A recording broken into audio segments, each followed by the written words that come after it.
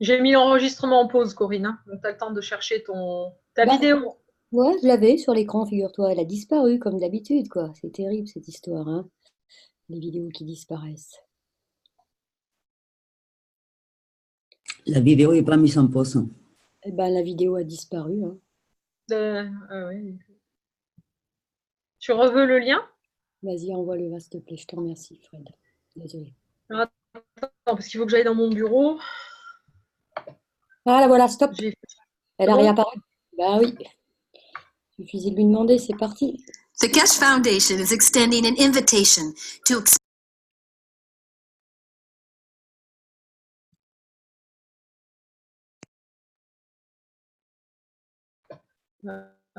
Corinne, tu fais la petite intro. Bonjour, nous sommes le.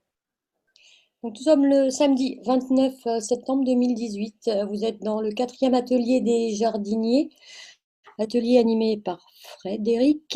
Il y a déjà eu samedi dernier le numéro 1 sur le même sujet et elle va vous présenter donc la suite avec un petit résumé de ce que vous avez pu voir la semaine dernière. Et Fred, je te laisse la parole. Merci, Corinne. Bonsoir à tous. Vous venez de voir une petite vidéo. Je dis 2, 3 petits mots sur la vidéo. En fait, c'est la vidéo d'introduction et de présentation sur les enseignements sur l'agriculture. Donc, cette vidéo invite tous les jardiniers, les agriculteurs, tous les gens qui travaillent en fait avec les plantes ou le monde végétal à rejoindre ces enseignements. Donc, pour rejoindre ces enseignements, il vous faudra d'abord devenir étudiant de la Keshe Foundation, signer le traité de paix et fournir un certificat ou une attestation comme quoi vous êtes bien agriculteur ou voilà, que vous travaillez dans le milieu des plantes. Donc, ce sont des cours privés sur l'agriculture. Voilà. Alors, voilà, comme Corinne vous l'a dit, là, on vous propose un petit résumé de ce que l'on a vu dans l'enseignement précédent. Mais vous pouvez aussi, j'aimerais bien que ce soit interactif si vous voulez bien, et si quelqu'un se souvient de ce qu'on a vu la semaine dernière et veut expliquer, enfin non, c'est pas la semaine dernière, c'est la semaine d'avant, et si vous voulez expliquer donc de quoi on a parlé et ce qu'on a dit, et puis éventuellement nous dire si vous avez mis des choses en pratique. Donc, je vous laisse la parole.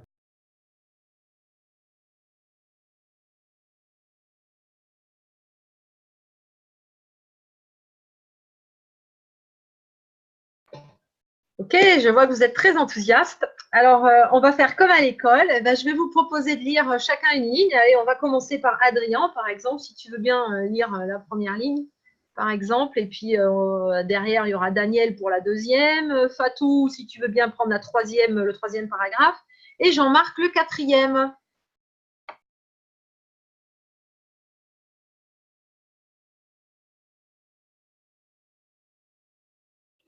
Bon, allez, je vais faire la première.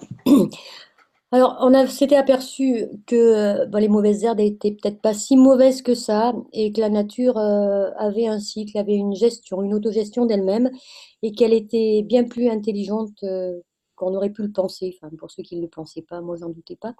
Mais voilà, je peux encore être surprise.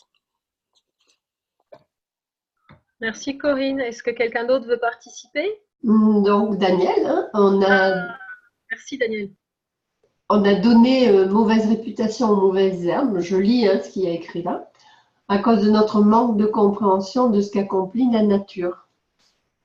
Ce qui explique les choses compliquées à laquelle on assiste sur l'agriculture actuellement, qui n'a rien à voir avec la réalité de ce que nous a donné la Terre. Et donc, c'est un beau cadeau d'imaginer qu'on puisse être à nouveau au sein de cette perfection que la nature nous a donnée, avec tout ce qu'il faut pour pouvoir obtenir ce que nous souhaitons.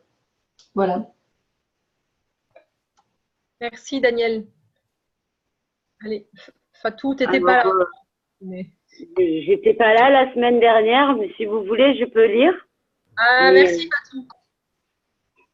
Je pense qu'il est temps de renommer les mauvaises herbes en herbes guérisseuses, puisqu'elles soignent la terre et sont également utilisées comme herbes médicinales pour soigner les gens et les animaux.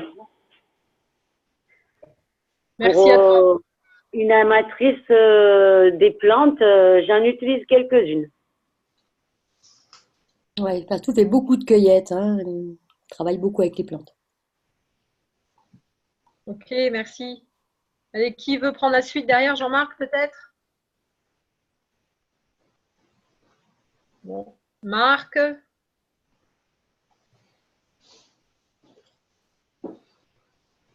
Adrien? Sylviane? Bon, allez, je me mouille. Ah, allez, merci. Cool. Ouais. Alors, voilà quoi. J'aime bien que on n'appelle pas ça les mauvaises herbes parce que quand même c'est des simples, ils sont rien des mauvais quoi. Hein, donc les trois approches pratiques des mauvaises herbes qui écrit un gros là, il faudrait les virer. Hein. Et puis bon, moi j'ai pas mis en pratique, mais je vais faire. J'ai écouté la vidéo des qu'on a fait avec les Roumains et je vais faire comme ils font là avec les cendres, faire les gants et tout ça. Je trouve ça super intéressant quoi. Voilà. Okay. Merci Edith. Pour la phrase, mais je vais la résumer. Souvent, la plante guérisseuse se trouve à côté de la maladie. Ça, on le dit bien. Dans la nature, quand il y a des orties, par exemple, vous allez trouver au-dessus un sureau. On sait bien qu'en frottant la piqûre d'ortie, le sureau va guérir. Et là, il faisait justement allusion aux plantes qui peuvent se trouver précisément à l'endroit où il y a quelque chose à soigner, avoir une maladie. Ça peut être dans le jardin d'un propriétaire de ce jardin même, d'ailleurs. Je ne sais pas si ça vous parle, si vous avez déjà entendu parler d'histoires comme ça. Moi, oui, en tout cas. C'est clair, mais il faut encore écouter les signes. Hein. Oui. Ou se renseigner sur ce qui peut nous soigner. Et souvent, on les trouve à côté. Hein, il y a des plantes qui poussent à certaines périodes de l'année où on en a besoin plus qu'à d'autres.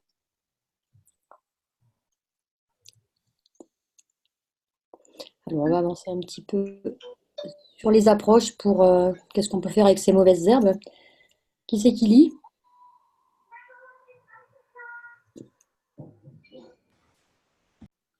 On se continue parce que si on passe la soirée. Je vais dire. Donc, qu'est-ce qu'on peut faire? On peut soit les faucher, les laisser au sol. Elles vont se décomposer et elles vont nourrir le sol, en fait. Hein. On peut récolter les variétés qu'on a identifiées. On peut en faire des ganses. On peut boire cette eau de ganse. On peut en arroser le jardin. En fait, le but du jeu, dans la nature, rien se jette, rien se perd. Tout se recycle à travers la nature.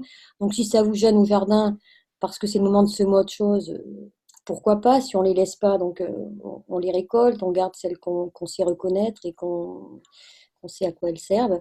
Les autres, si on en fait un ganse et qu'on arrose le jardin avec, la nature saura quoi en faire, il n'y a pas de souci, de la même façon que si on les laisse au sol. Et si vraiment ces herbes vous dérangent, on peut toujours les couper, les brûler si on ne veut pas qu'elles repoussent. Peut-être c'est un peu dommage, mais bon. De toute façon, on gardera le champ énergétique, le champ magrave, en les brûlant à travers le carbone et le champ du carbone qui sera en mémoire avec cette plante. Voilà, après commencer à comprendre, à rechercher. Voilà. Donc commencer à regarder c'est vrai, avant de faire un jardin, il faut qu'on regarde comment ça se passe dans le jardin, qu'est-ce qui pousse, pourquoi ça pousse là, qui pousse à côté de quoi. Et souvent, il y a un intérêt à ce que cette plante pousse à côté d'une autre, soit parce qu'elle se sent bien, soit parce qu'elle s'auto-soignent l'une l'autre. Elles interagissent entre elles, hein, bien sûr. Et attends, une petite chose là. Il dit si vous ne voulez pas vraiment de ces herbes, vous coupez les, brûlez-les et tu fais quoi avec les cendres? Tu les mélanges. Tu les répands dans les jardins, mais fais ça avec les ronces, ça marche pas quoi. Bah si, parce que c'est leur champ en fait. Tu vas quand même conserver leur champ magrave, tu vois, même si elles sont à l'état de cendre. Donc il y a la mémoire de la plante dans cette cendre. Tu peux faire un lance avec la cendre si tu veux, de cette plante. Et tu récupères en fait tous les acides aminés qui étaient contenus dans la plante, en plus du carbone, donc lorsque ça a brûlé. Et du coup, tu vas nourrir le sol. Ouais, mais fais ça avec des ronces. Bah, c'est pareil, elles vont se transformer en acides aminés, et ça revient de la matière organique. Je suis sceptique. En fait, le but du jeu, la nature l'a placé là, a placé ce champ-là. Oui, et décidément, les ronces, ils sont là, c'est les précurseurs de la forêt. S'ils commencent à avoir des ronces, ça veut dire qu'il y a une forêt qui les mettre. Alors, ce qu'on nous a expliqué dans l'enseignement donc la dernière fois, et que les mauvaises herbes, c'est les premières à apparaître, les premières à pousser, elles poussent très rapidement, elles se ressèment très rapidement. Parce que leur rôle, c'est de venir nourrir le sol.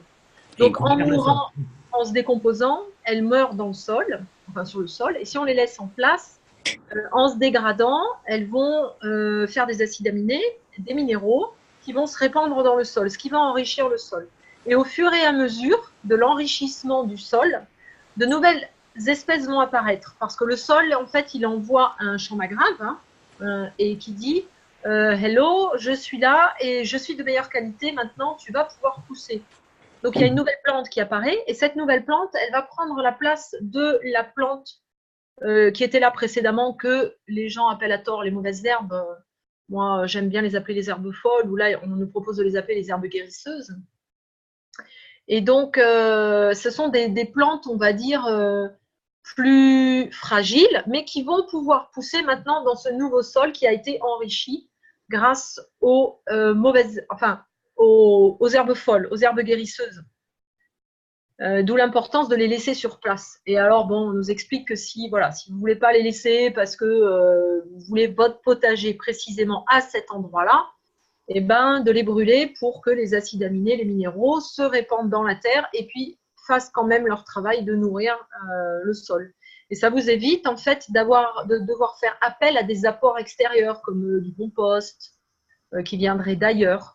Et c'est pour rester en local en fait, et travailler avec les champs de l'environnement. Parce que le compost que vous allez importer d'ailleurs, il ne sera peut-être pas adapté à votre environnement. En fait, ces plantes-là, il faut les voir un peu comme des jardiniers. Ce sont des jardiniers en elles-mêmes. Elles commencent à préparer le terrain avec ce qu'elles sont. Il y a même des plantes qui, dans les racines, sont porteurs d'azote. C'est les plantes, quand on enlève, les racines sont pleines de petites boules. Et ça émet de l'azote et c'est bien pour faire pousser ce que vous allez semer. En fait, ce sont des jardiniers, ce pas des mauvaises herbes. Oui, mais par exemple, quand il est à renouer du Japon, moi je vais bien faire l'expérience. Hein. Mais à mon avis, si je mets ça cendre par-dessus, je vais l'enrichir. Mais je ferai l'expérience et je ferai mes commentaires après. Ouais, tu veux bien. Super, Ali, merci. Après, les Roumains, dans leur enseignement, nous ont appris que eux, ils mettent, alors, à l'automne, ils mettent du CH3 dans la terre. Et au printemps, ils brûlent tout ce qui est feuilles mortes, branchages, toutes ces petites choses-là, ils les brûlent. Ça fait de la cendre. Ils ajoutent du CO2, du magnésium et ils mélangent ça à la terre. Et ils ont des super résultats. Voilà. Vous pourrez relire, on en a parlé dans la KF Plasmatam Newsletter, là. Vous pourrez le relire. Il y aura un résumé de l'enseignement qui a été fait avec les Roumains. Vous en apprendrez plus pour ceux qui l'ont loupé dans cette newsletter qui ne devrait pas tarder à sortir. Est-ce que je pourrais te poser une question au sujet du magnésium? Quel magnésium faut-il mettre dans la terre? Parce que on m'a dit en ce moment, les plantes manquent beaucoup de magnésium à cause de l'été très chaud que nous avons eu. Alors moi, j'avais acheté des bâtons de magnésium. Après, tu peux très bien prendre du magnésium que tu prendrais à la pharmacie de bonne qualité ou au magasin bio, par exemple. Oui. Et tu le mélanges. On avait parlé de thé blanc, mais ça coûte un argent fou, quoi. Ah, ça, je sais pas. Le thé blanc, ça fait un magnésium immédiatement. C'est métabolisé immédiatement par les plantes parce que c'est une plante qui est remplie de magnésium. Seulement, quand je l'ai demandé, ça coûte très cher, quoi. Donc, Alors, si dans le jardin, il en faut beaucoup. Si ça coûte très cher, ce que tu peux faire, c'est en faire un ganse et il va être illimité, ton ganse. Parce oui, ça c'est une idée. Ton ganse, tu vois. Ouais. Ganse de thé blanc. Si ça te parle, le thé blanc, si le pour thé blanc, oui, il y a beaucoup de magnésium dedans pour. Ouais, c'est très intéressant. Merci beaucoup. Ouais, c'est une très bonne idée. Fais un ganse avec le thé blanc. Et comment on fait le ganse alors avec le thé blanc comme un ganse de plante. Oui, mais j'en ai jamais fait. Bon, je suis désolée. Alors, moi, pour faire un ganse de plante, tu as plusieurs solutions. Soit tu nanocotes ta plante à la soude, ça me plaît pas trop. Ah ouais. Mais tu peux faire ça. Soit tu fais un setup CO2ZNO. Et au milieu de ce setup, tu mets ta plante, ta branche de thé. Alors, soit tu la plonges directement dans ton bac entre tes deux plaques. Et le CO2, qui est un grand, grand véhicule, va prendre l'énergie de ta plante et va l'amener au fond dans ton CO2ZNO qui sera avec l'information de la plante. Je le mets directement entre les deux alors. Voilà, tu pends ton bouquet entre les deux plaques, ou bien tu la protèges, moi pour certaines plantes plus délicates où j'en ai très très peu, je la protège dans un tube et c'est juste l'énergie en fait qui va être Voilà, oui. Faire, oui. voilà, suivant ta croyance, suivant l'action qui va te paraître, le setup qui va te paraître le meilleur, fais vraiment ce qui va le plus te parler. D'accord, d'accord. Tu vois? Merci ouais, pour l'idée. Parce que c'est De vrai toute que façon, vous pouvez aussi vous pouvez la mettre juste au-dessus du bac aussi si vous voulez pas la plonger dedans. Moi, quand je fais un CO2, je mets toujours un brin de lavande au-dessus. Effectivement, on peut aussi faire ça. Et l'autre méthode, si tu n'as pas la possibilité, par exemple, de faire du gaz de CO2 chez toi, c'est que tu trouves quelqu'un qui t'en donne. Et tu peux, après, tu prends de l'eau de gaz de CO2, tu la mets dans ton blender avec ta plante. Tu mixes le tout pendant 24 heures. Là, tu le laisses dans le blender. À chaque fois que tu passes devant, tu appuies sur le bouton.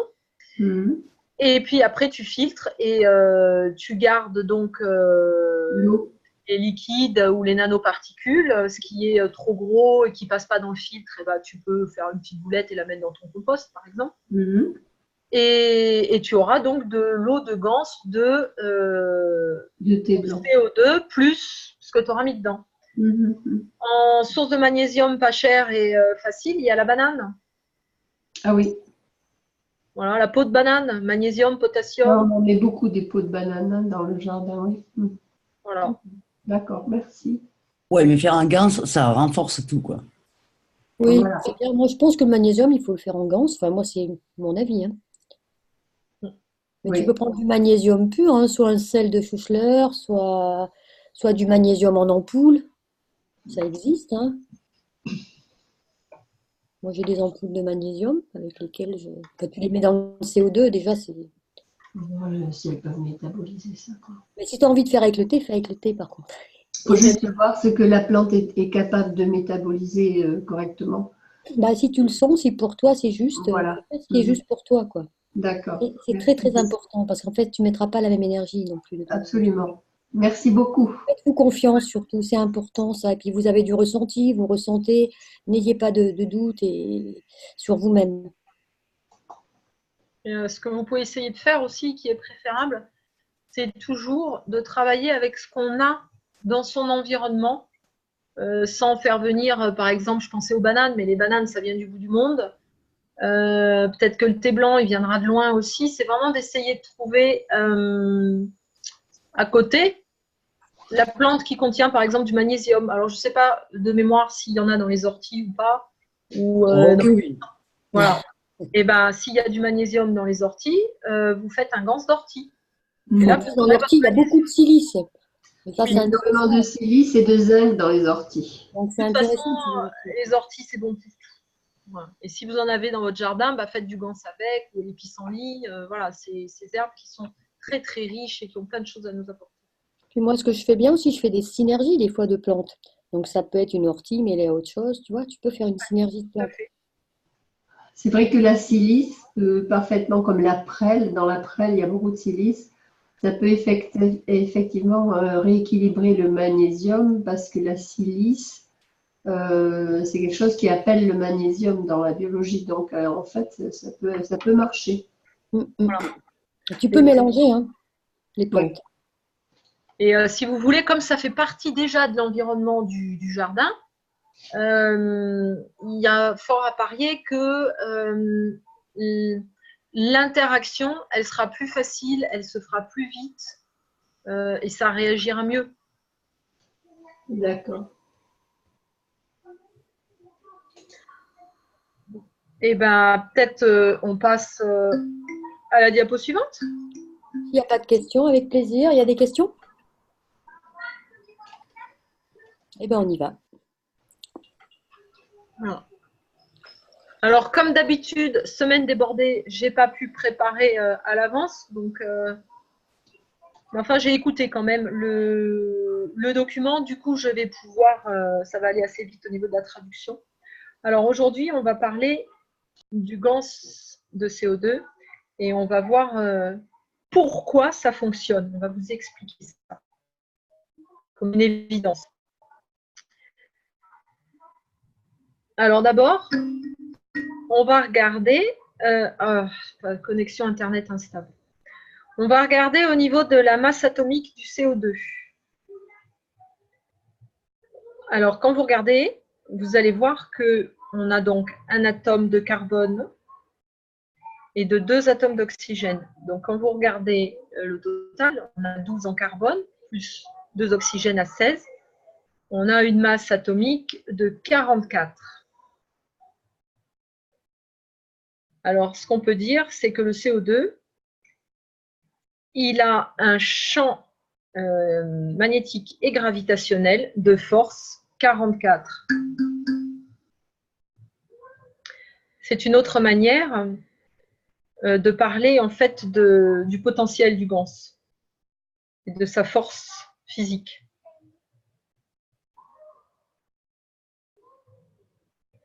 Alors, quand on regarde, il y a un problème avec la diapo. Est-ce que on peut peut-être passer à la suivante, voir? Ah voilà, ça a été coupé. Merci. Avec plaisir. Alors, quand on regarde au niveau de la structure moléculaire de ce qui compose les animaux, les plantes et les humains, on note que c'est composé de carbone, d'hydrogène et d'azote. J'ai oublié l'oxygène. Et vous constatez que c'est un pourcentage de quasiment 76. Alors, ces ratios vont varier d'une plante à une autre, mais c'est la guideline générale. Quand vous regardez les humains et les animaux, on est aussi composé d'oxygène, de carbone, d'hydrogène et d'azote à 96% environ. Et on est tous faits comme ça.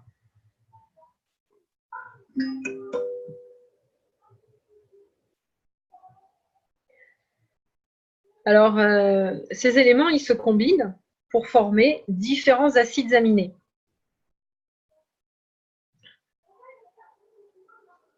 Quand on regarde la structure de l'acide aminé, on regarde donc ce qu'on appelle le CHON, le carbone, hydrogène, oxygène, azote. Alors, en anglais, on dit CHON parce que l'azote, c'est nitrogène en anglais. Donc, en français, ça donne COHA, COA, au lieu de CHON.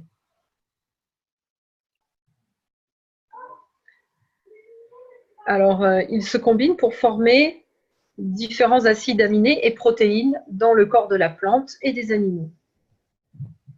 Donc, quand vous regardez, on a le CO2.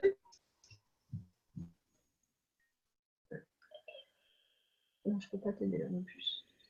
Tu prends un autre pull.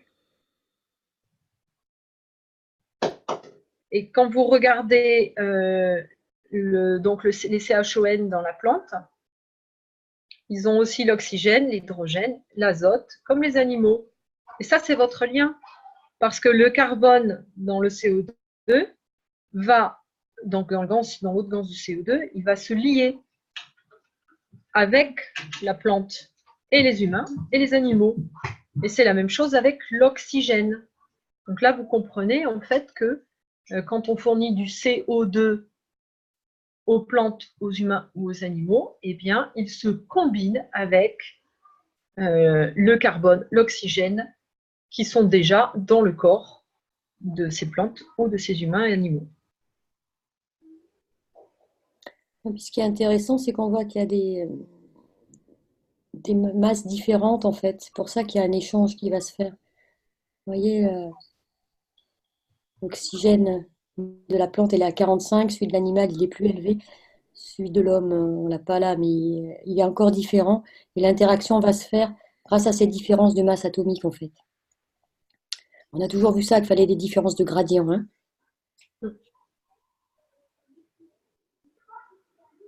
Oui, il est intéressant ce tableau. Voilà, donc là vous avez compris pourquoi, quand on fournit du CO2, pourquoi ça va aider et ça va fonctionner. Parce qu'on est composé justement en partie de ça. Avec un gradient différent. Alors quand vous regardez la force du champ du CO2, qui est donc de 44, et que vous comparez avec un acide aminé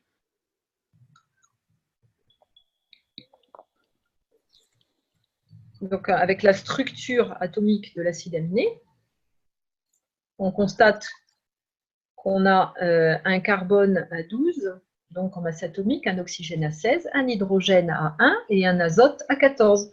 Donc c'est le fameux CO, le CoA dont je vous parlais. Et là, on obtient 43. Et bien, vous voyez que 43, c'est très proche de 44.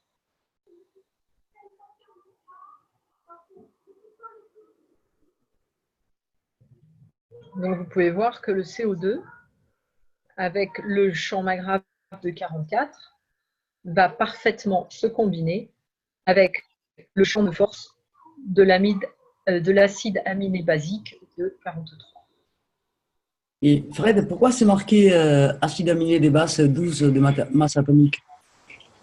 Alors, c'est peut-être un peu collé, ça ne devrait pas, mais l'acide aminé de base, on l'a tous, si tu veux. Ah, en fait, c'est le carbone, pardon. Là, je vois carbone 12, c'est carbone 12 de masse atomique. Ok, ok. Et après, il est décomposé de carbone, oxygène, hydrogène, azote. Voilà, pardon. Et après, voilà, le carbone, il est 12, mais en fait, l'acide aminé de base, il est de 43. Voilà. Et ça matche parfaitement, quasiment, avec. C'est quasiment la même chose. Hein. C'est pour ça que ça semble bien. C'est au niveau. Vous connaissez peut-être. Bon, ceux qui sont dans la technologie cache depuis longtemps, ils connaissent le tableau le tableau périodique des éléments. Et dans ce tableau périodique des éléments qu'on a recensés sur Terre, eh bien, on a des masses atomiques, c'est-à-dire des poids moléculaires. Et alors, par exemple, si vous prenez un atome d'hydrogène, c'est 1.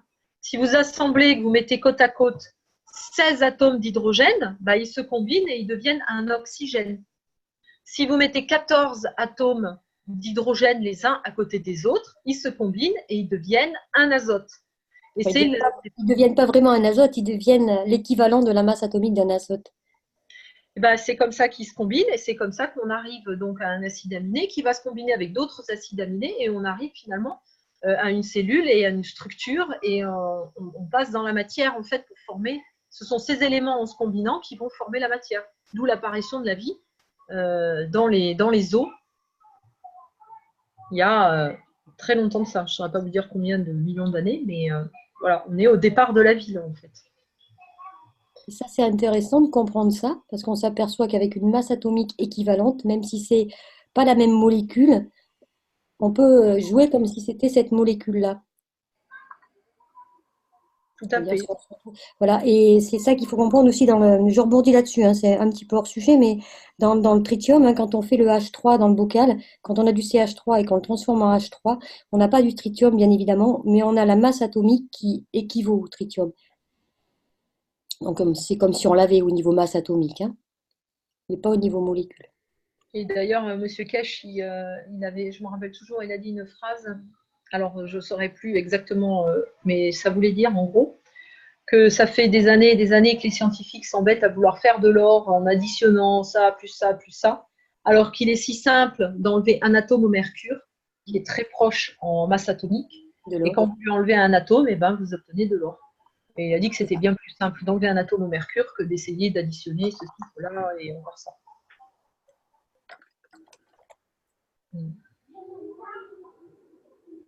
Alors, pour les explications qu'on vient d'avoir là sur pourquoi le gaz de CO2 fonctionne, est-ce qu'il y a des questions?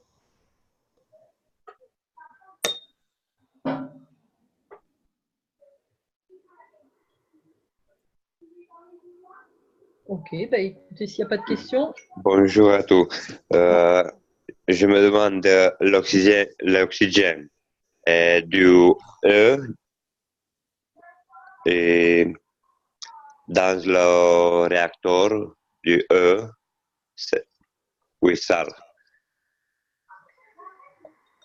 J'écris. Balice, bonsoir. Oui. J'ai pas compris. You want to try in English? Maybe? Tu veux savoir? Yeah? I want to ask oxygen it's from water or boundary between air and water, acid aminé? l'oxygène. Oxygen from water. Dans It's l'oxygène. common from man and plant. Oui. Tu En veux fait, savoir la composition du CO2 est très très proche de la composition de l'acide aminé de base, c'est ça, tu veux dire? Oui. From where it's taking oxygen. Il veut savoir d'où vient l'oxygène, s'il vient de l'eau. Alors, You mean Oui. creation of gas? You want to know if oxygen comes from water or the environment? Yes, this is a question. Yeah. Thank you. Donc, il veut savoir si l'oxygène, en fait, qui est dans le bac de gaz d'eau de CO2, s'il provient de l'eau ou de l'air. So, in what I believe, oxygen is coming from the water and carbon is coming from the air.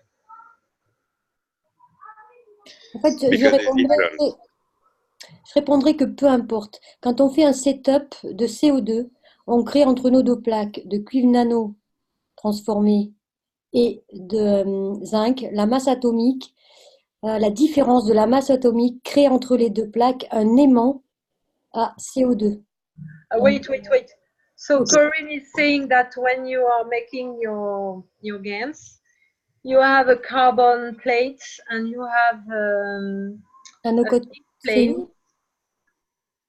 Et après, alors je me rappelle plus ce que tu as dit. Elle fait des petites phrases, moi j'oublie. Hein. Alors on va se la refaire. Donc, Refaites- Don't worry. You can speak in French, I understand, but it's very difficult for me speaking in French. okay. Remember how to speak. Il comprend le français, donc j'ai pas besoin de traduire. Oui. Corinne, Frédéric, bonsoir à tous. C'est une relation extraordinaire pour CO2 et acide amine de base pour le plant. C'est une relation extraordinaire que vous dire dans ce soir. Merci beaucoup pour ça. Merci à toi. C'était bien. Tu as eu la réponse à ta question. Je ne sais plus la personne qui parlait avant. C'est Balice. Balice, tu peux redessiner ton bac, Fred, s'il te plaît? C'était pas moi qui dessinais. Ah. C'est Lee peut-être? Non. Non, c'est vrai, qui dessine alors? Mais moi, je sais pas, noter, il faut prendre quoi là? La souris, Qui c'est qui est en train de dessiner? Ah, c'est beau ça. Qui c'est qui dessine? C'est Balice? Oui, je suis. Ah, bravo. C'est parfait, merci à toi. Donc là, on a le CU.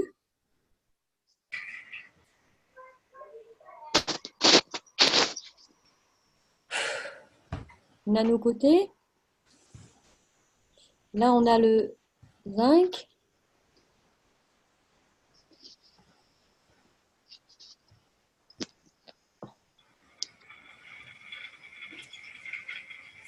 Là, on a le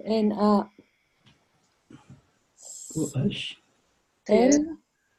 Voilà. Et quand on relie ces deux plaques, avec une LED si possible pour enlever un petit peu de courant qui va passer entre les deux, là, ici, on crée un aimant.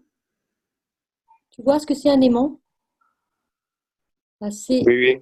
Tirer le CO2. Et peu importe d'où il vient en fait, l'aimant là, il va attirer tout le carbone et tout l'O2 qu'il va pouvoir attirer en fait. C'est pour ça qu'il ne faut pas mettre de couvercle sur un bac de gants où vous voulez faire du CO2. C'est complètement aberrant. Oui. La personne n'a pas compris ce qu'elle fait. Ça limite un peu la venue. Et donc là-dedans, on a du H2O bien sûr. Et voilà, c'est ce qui manquait, H2O. Dans le NaC. Dans l'eau. Excusez-moi, c'est pas très bien écrit, mais bon, vous allez me pardonner, j'imagine. Hop, H2O. Donc, il va pouvoir prendre du carbone. Souvent aussi, il va le prendre dans le bac là, parce que le bac souvent, il est en plastique. Ouais. Et ce plastique contient du carbone. Donc, et il va pouvoir d'hydrogène. Carbone-hydrogène. Carbone-hydrogène. C'est pour ça que vous trouvez, par exemple, à la Fondation, ils font leurs gants dans des bacs en plastique. D'où l'intérêt quand on veut séparer le carbone du H3 pour le CH3. Moi, j'ai pris un bocal en verre pour qu'il vienne bien puiser le C dans le petit bac qui est en suspension du CH3 et non sur le plastique. Enfin, c'est un petit truc que voilà, je voulais vous partager parce que ça vient tout de suite. Donc, c'est bon pour toi? Alice, est-ce que ça a répondu à ta question? Oui, merci beaucoup. Avec plaisir. Merci Corinne. Tu as raison, en fait, c'est une interaction et ça prend de tout. Et même dans l'environnement, si vous avez, si vous posez votre bac à côté, je ne sais pas, d'autre chose au moment de la création, eh bien, ça va prendre cette autre chose aussi. Donc, c'est pour ça que c'est important de ne pas le poser n'importe où et de bien regarder qu'il n'y ait pas, c'est pas des produits chimiques à côté ou quelque chose qui est nocif pour la santé, parce que vous allez polluer en quelque sorte votre bac de gants avec d'autres éléments. Donc, on essaye voilà, d'avoir une surface dégagée avec des matériaux nobles comme de la céramique, du verre ou du bois ou voilà, quelque chose qui ne va pas interagir avec l'intérieur de votre bac. Frédéric, je crois que la relation entre les plantes humaines est une symbiose. Nous les cultivons et ils nous nourrissent.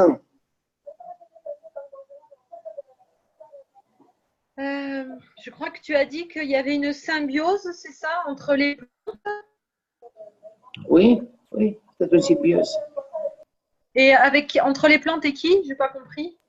Une symbiose avec l'humain, avec les hommes. Ah oui, d'accord. Les plantes que vous avez chez vous sont en symbiose avec vous, c'est ça? Oui, oui. Eh ben, c'est merveilleux, oui, c'est ce qu'il faut. Il faut qu'on apprenne à vivre de toute façon avec notre environnement et à le respecter et à vivre en symbiose avec. Ah oui, on l'a vu sur la diapo précédente, hein, la plante, on a les mêmes composantes hein, quasiment, donc on échange forcément nos composants avec la plante. Hein. Oui, Corinne, c'est ça, Ouais. c'est le truc. Ouais, c'est magique. Hein. Et avec les minéraux sûrement aussi. Hein. C'est juste, vous voyez, le pourcentage qui est différent, mais la composition est identique. Bon, après, il y a des choses qui vont varier, Ouais, parce qu'il y a ça, il y a d'autres éléments.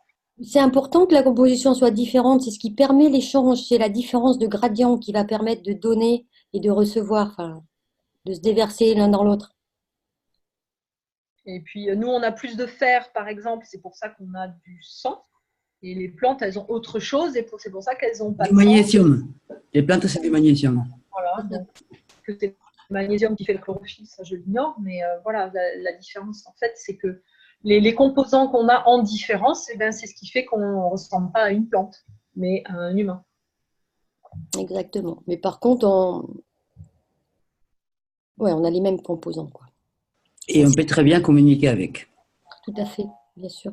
Parce qu'il faut voir la composante comme un champ Magrave, et on a les mêmes champs Magrave, on est sur la même vibration. L'oxygène, on le retrouve partout, quoi. Le carbone aussi.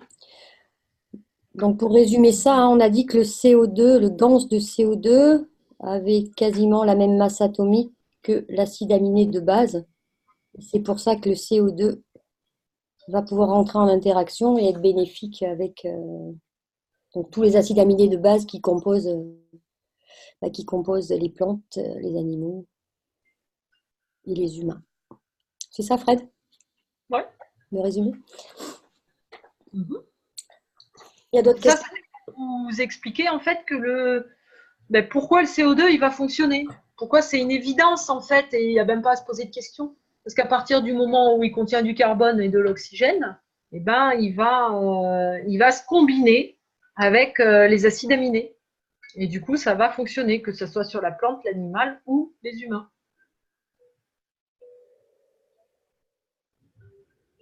Voilà. Bon, on peut peut-être passer à la diapo suivante. Ok, c'est parti. On va parler un petit peu donc des feux de forêt, des incendies de forêt. Et on va essayer de les comprendre d'un œil plasmatique.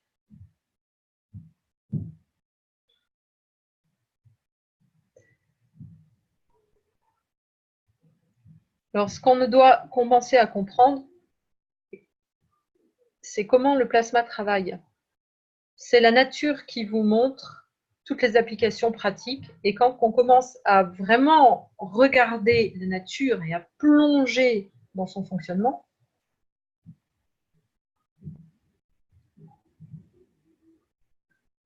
alors on va voir qu'on peut...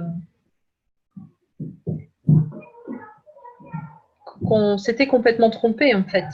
Et le plasma va nous montrer comment ça fonctionne. On a nos codes avec le feu. Hein. Et donc, on va parler des feux de forêt.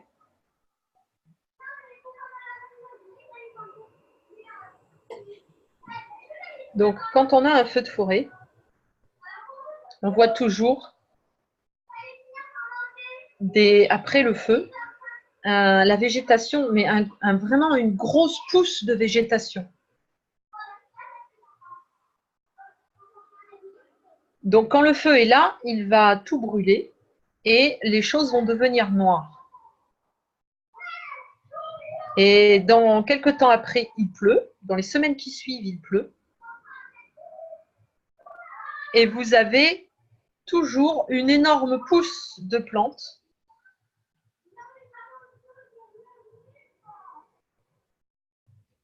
Et le plasma va expliquer qu'est-ce qui se passe. Donc, quand un feu brûle une forêt, il brûle les arbres, il laisse une pile de cendres. Et ce qui est laissé par la plante après le feu, c'est le carbone, les minéraux, l'azote, l'oxygène, qui sont relâchés par le feu. Et donc, ils sont laissés avec les minéraux et le carbone de la plante. Et ça sera dans un état nano.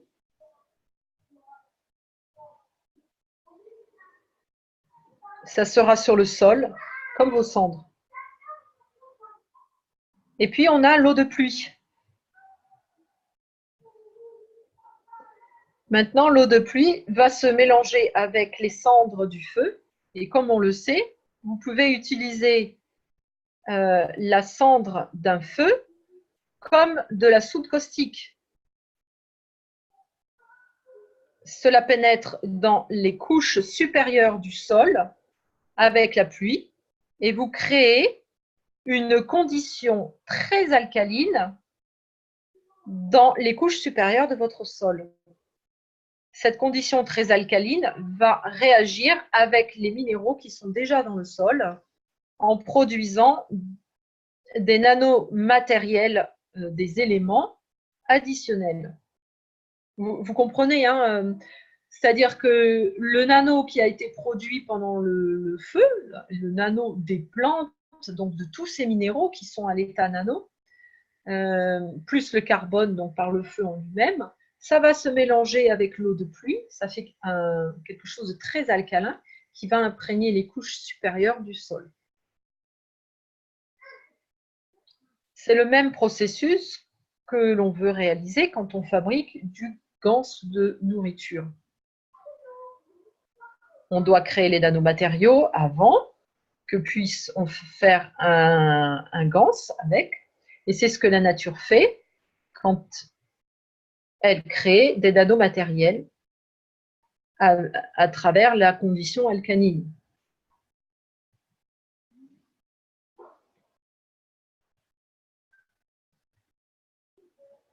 Nano et Gans et attirer le champ de l'élément.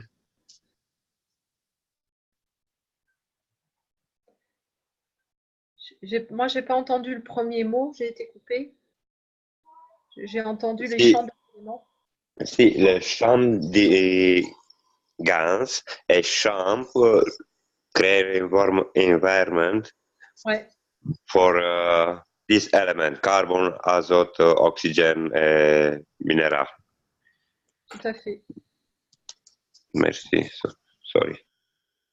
Okay. You're welcome. Alors, du coup, dans le sol, il y aura différents sels, du sodium, du potassium, du magnésium et différentes combinaisons.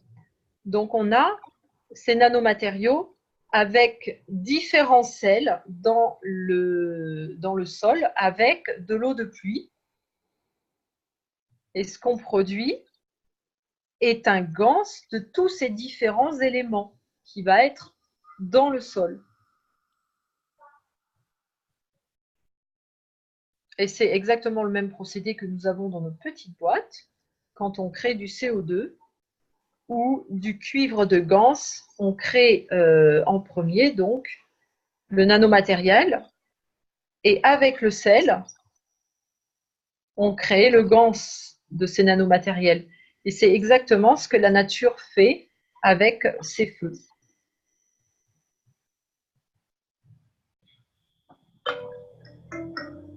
C'est très interpellant parce qu'il se passe exactement la même chose que dans la boîte lorsque l'on a nos codes du fil de cuivre. Pour nanocoter, c'est-à-dire pour commencer à libérer les atomes de la plaque de cuivre qui est stable, hein, pour la rendre stable, pour faire plusieurs couches d'atomes devant notre plaque, on va créer un choc thermique. Enfin, c'est soit par compression, soit par choc thermique. Hein. Et là, il se crée vraiment un choc thermique. Donc, ça commence à nanocoter. C'est la même chose que dans la plaque. Hein, avec la soude caustique, on crée le choc thermique. Là, on ne le crée pas avec la soude, mais on le crée avec le feu. Donc, on commence à dilater ces atomes, à les écarter. Et ensuite, il va y avoir la vapeur de soude caustique. Donc, ça va travailler de champ à champ et les atomes vont être libérés. Il se passe exactement la même chose que dans la boîte. Hein. Je ne sais pas si vous vous rappelez l'atelier nanocotage. Mais c'est vraiment la même chose. C'est extraordinaire. Merci, Fred. Oui, merci à Jim et Lisa pour ces enseignements. Ouais. Allez, on avance un peu. Ouais. Alors, ce que tu obtiens, c'est un procédé qui a amélioré les sols parce que maintenant, tu as tous ces ganses qui sont disponibles pour les plantes et ça permet à la biologie du sol qui va donc produire un abondant comment on dit, un abondant terrain, voilà, avec des champs pour les nouvelles plantes, pour qu'elles puissent grandir. Je regarde ce qu'il y a écrit à l'écran aussi. Alors, quand tu as cet énorme terrain de différents matériaux dans ton sol, donc quand tu parles des différents matériaux, c'est tout ce qui est les sels dont on a parlé, plus les acides aminés, les minéraux, qui ont tous été en état de ganse et qui peuvent produire ces champs. En addition, en plus de l'eau de pluie, on a aussi ajouté des champs donc d'hydrogène, non pardon, de azote et d'acides aminés qui viennent avec l'eau de pluie, qui s'additionnent à la pousse de la plante. Donc c'est un nouveau, c'est une, pardon, pas nouveau, mais c'est une autre manière pour la plante, non, pour le sol, de restaurer la balance pour permettre la pousse de la plante à travers ou grâce au feu. Ouais, ça recrée complètement un environnement différent, quoi. Et ça permet, c'est là qu'on a une pousse très importante dans les forêts qui ont été brûlées par le feu. Parce que vous avez plein de minéraux disponibles et que la plante, elle peut les utiliser. Ils sont nombreux, différents et ils permettent la pousse. Parce qu'il y en a assez, il y a assez de nourriture que la plante peut utiliser. Ça vous donne une compréhension différente et ça explique quand on commence à regarder d'un point de vue plasmique on peut comprendre ce qui se passe dans la nature réellement. Voilà.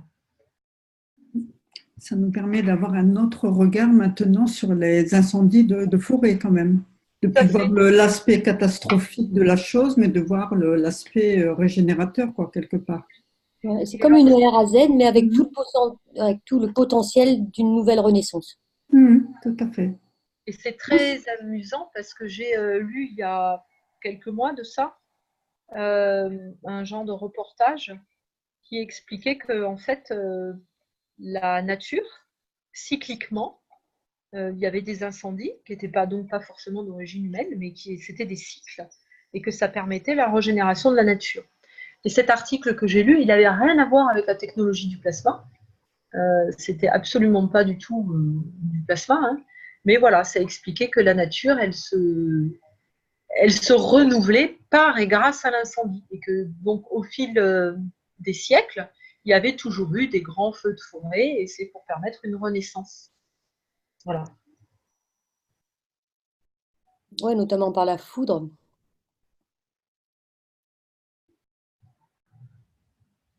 Alors, est-ce que quelqu'un veut poser des questions? Donc, en Californie, ils vont être au point, là, parce que cette année, ils ont été gâtés avec les incendies, les pauvres, hein, quand même. Ouais. Il paraît qu'il y a au Portugal aussi, un peu partout. Au Portugal aussi, oui, oui. Donc après, ça va être magnifique dans tous ces endroits-là. Ouais, c'est sûr, mais s'il y a des arbres qui avaient 1000 ans, ils vont quand même mettre un certain temps à pousser. Ah, mais 1000 ans? Je ne sais pas. Ouais, Oui, en fait, des arbres de 1000 ans, hein, oui, c'est ça. Non, je ne crois pas. Enfin, je ne sais pas. En fait, on peut voir là-dedans, on n'est pas obligé de brûler les forêts, bien évidemment, mais si Non. toutefois la forêt brûle, on voit que la nature a prévu de tout mettre en place pour un renouveau, Bah, c'est ce que je crois, oui, oui, c'est ce que je pense. Mais bon. pas que ça s'arrête en fait. Oui. Tout est prévu pour repréparer le sol afin que ça repousse tout de suite. Bon, bien C'est sûr, de toute façon toujours très, très impressionnant, c'est sûr. bien sûr. Bon, c'est pas pour ça qu'il faut brûler les forêts, hein, bien évidemment. Non, non. Mais si toutefois ça arrive, bah, c'est prévu, voilà, pour qu'il y ait ce renouvellement au plus grand potentiel. Après, il y a le jeu des questions-réponses et il y a Lisa qui intervient pour dire qu'on abîme vraiment les sols lorsqu'on les retourne. On abîme en fait les micro-organismes qui sont dans le sol. Ça, c'est sûr que dès qu'on touche quelque chose, on l'abîme, hein. Fred, t'es parti ou t'es vexé? Non, je suis là, mais j'ai une connexion instable. Ouais, je sais. Et puis, j'écoute les questions-réponses avec le casque et je vous dis ce qui est intéressant. Donc, je vous laisse. Ok. Ce que Fred vous a peut-être pas expliqué au départ, aurait expliqué pour ceux qui sont pas là. Je fais défiler le diaporama, mais elle est en train de vous traduire une vidéo en fait, qui est en anglais, qui a un rapport avec le diaporama. C'est bien ça, Fred? C'est bien ça. Voilà. Donc c'est pour ça qu'elle ne suit pas spécialement le texte et qu'elle ne parle pas super vite parce qu'elle traduit en même temps la vidéo qui est en anglais. Donc vas-y, si tu as d'autres questions-réponses dans cette vidéo. J'écoute. Là, ils disent, c'est qu'un monsieur qui dit qu'en fait, on lui a tué son sol pendant 30 ans. Avec, il avait des fruits. Et il a coupé en fait le sommet de ses arbres, il les a élagués, il les a compostés. Et pour tout simplement essayer de renourrir le sol qui avait été vraiment très abîmé.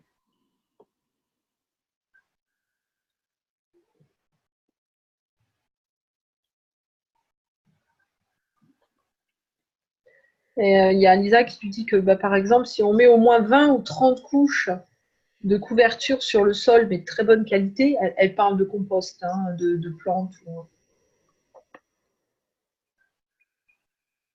Et elle dit qu'en faisant ça, il se débarrassera des mauvaises herbes, ce qu'on appelle les mauvaises herbes.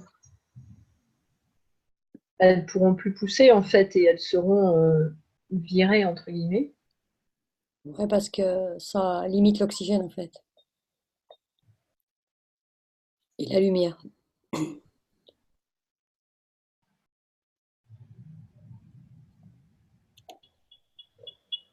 Mais je crois qu'il faut plutôt travailler avec ces mauvaises herbes plutôt que d'essayer de les étouffer. Il faut comprendre comment elles fonctionnent, c'est ça le problème. C'est ça la question. Et oui, c'est un petit peu comme nous, il faut comprendre comment on fonctionne.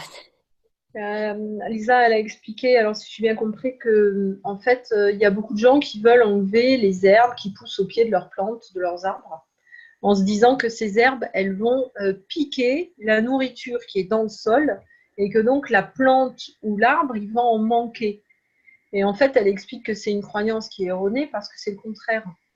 En fait, c'est une symbiose entre eux et quand cette plante, elle va se dégrader, elle va nourrir l'autre plante.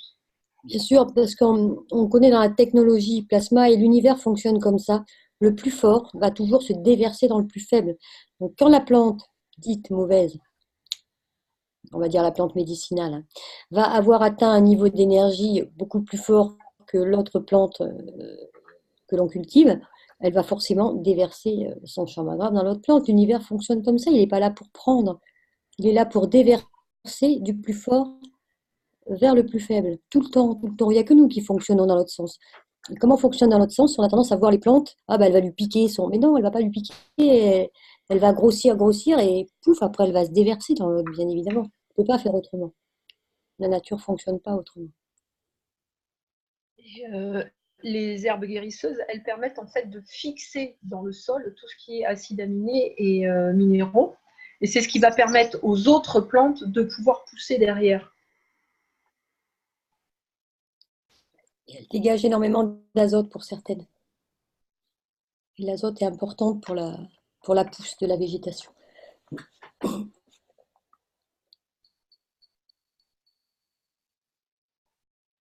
Alors là, il parle d'une plante qui s'appelle l'orchard, mais je ne sais pas ce que c'est.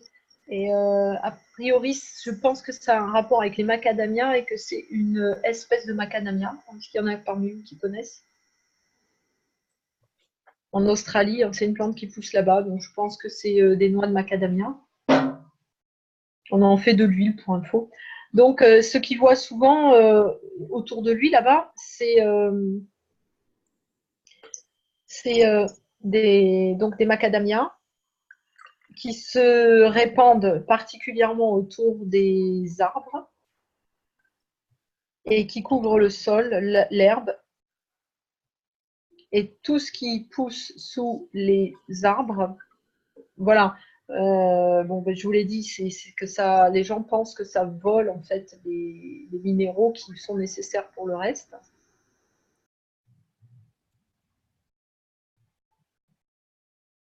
Et ils peuvent le regarder différemment.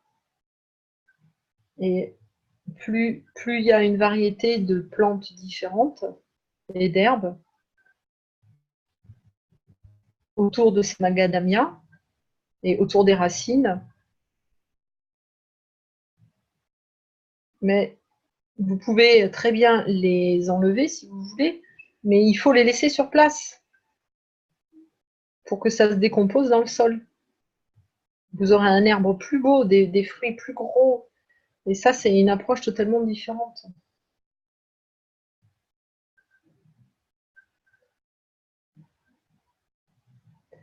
Et alors, ils ont une nouvelle compréhension maintenant, c'est que la plupart de ce que prennent les arbres vient du bas, mais aussi de l'atmosphère. Et la vieille manière biodynamique, c'est qu'ils peignaient les gros arbres avec, alors bark, je crois, je sais qu'est-ce que c'est le bark. J'ai besoin. C'est pas de la chaux? Je sais pas, attends, je vais regarder parce que là j'ai besoin du mot. Si personne sait ce que c'est, bark, B-A-R-K, ou si vous avez une traduction. Attends, je regarde sur. Come bobina Tesla, back. Joël regarde sur Indico.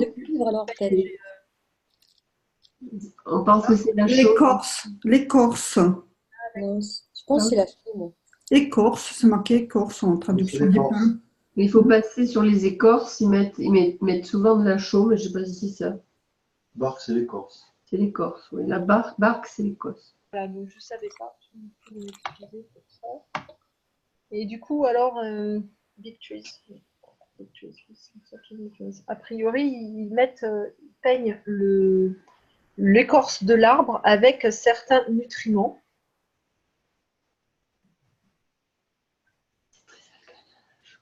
Et ils disent que c'est bien et que ça leur apprend que si on produit aux branches, si on fait ça, on permet aux branches de commencer à créer du plasma en fait. C'est comme un appareil de création de plasma. Et les arbres se nourriront aussi avec ça. C'est comme un générateur, c'est ça? Ouais. Et en quelque sorte, oui. Ah, je sais. En fait, ils doivent peindre le tronc de l'arbre avec de l'eau de ganse. C'est ça. Voilà. Et comme ça, le tronc, l'écorce de l'arbre, elle devient un générateur en fait qui interagit avec les branches et ce qu'il y a dans le sol. Ouais, parce que l'arbre, il doit respirer par le tronc, donc à travers l'écorce, mais elle doit avoir un rôle quand même, l'écorce, important. Bah oui, c'est par là qu'il respire, là. Donc, il respire, c'est comme si on respirait, nous, du CO2. Vous savez que c'est bien. C'est la même chose. Donc, il va l'avoir par l'intérieur et par l'extérieur, et ça va faire une interaction entre les deux champs, intérieur et extérieur. C'est comme si on lui faisait respirer, en fait, du CO2. C'est un peu comme notre peau. De toute façon, c'est la peau de l'arbre, l'écorce. C'est ça. Bien sûr, c'est ça. Oui. C'est rigolo parce que c'est Dominique Baquet qui pose une question. Et donc, pour info, pour ceux qui ne savent pas, Dominique, c'est quelqu'un qui était très impliqué il y a 2 ans de ça. C'est ça. Et donc là, il demandait, oui, mais qu'est-ce qu'il en est des animaux qui meurent malheureusement dans les incendies? Et c'est Jim qui lui répond que l'animal, en fait, si jamais il est brûlé dans l'incendie, c'est une transformation de matière et que ça va en fait nourrir le sol, tout simplement.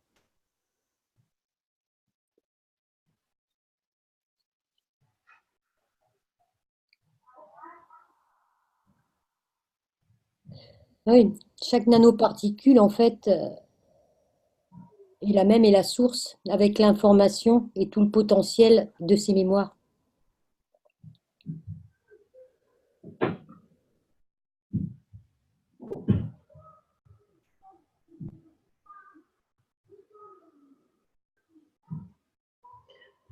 Voilà, il dit que rien n'est perdu et que tout se transforme et que ça va nourrir en fait une génération future.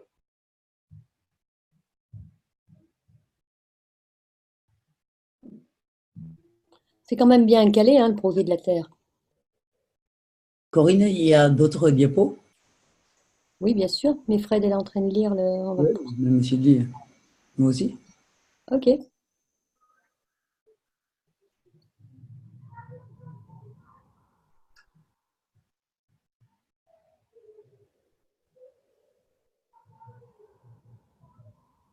Vous arrivez à lire? Vous voulez que Corinne vous lise la diapo, par exemple? Moi, je peux lire, il n'y a pas de souci. Bon, de toute façon, je pense que ça correspond à ce que j'ai dit dans la vidéo. C'est juste donc on est toujours dans la compréhension des incendies de forêt et dans la perspective du plasma. Donc, ce que nous produisons, c'est du GANS, mais du GANS qui est constitué avec les différents éléments du sol. C'est exactement le même processus que lorsque l'on crée du GANS de CO2 à partir du CuO. C'est-à-dire on va créer des champs qui vont en attirer d'autres en fait. Ce processus a enrichi le sol. Il a donc permis le développement biologique du sol, ce qui, en retour, produit une abondance à la surface, une abondance de champs plasmatiques qui va être destinée à la croissance des nouvelles plantes. C'est-à-dire le sol est là pour accueillir avec tout son potentiel toutes les nouvelles plantes qui vont arriver. Comme s'il préparait ce sol, quoi, en fait. De plus, la pluie, au travers de l'eau, y aura ajouté des champs plasmatiques, de l'azote et des acides aminés. Donc en fait, ce sol est prêt, la pluie arrive et elle ajoute les acides aminés qui vont être le développement de la vie, l'azote qui vont leur permettre de pousser et tous les champs plasmatiques qui vont leur permettre de se créer, de créer leur forme.